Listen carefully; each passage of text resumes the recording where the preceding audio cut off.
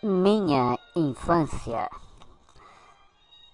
Na minha infância eu brincava, nas brincadeiras mostrava pureza, com muito amiguinhos contava, curtia muito a natureza. Eu nadava e jogava bola, pescava no lago ali perto, mas também ia à escola para ter um futuro certo.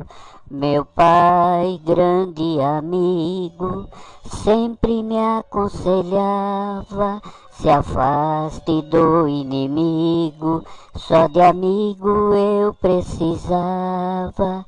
E o dom que hoje eu tenho, que da infância me vem, a pintura e o desenho e a escritura também.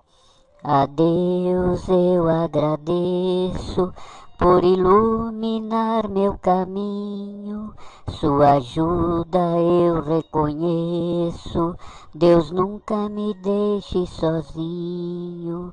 A Deus eu agradeço por iluminar meu caminho, sua ajuda eu reconheço, Deus nunca me deixe sozinho.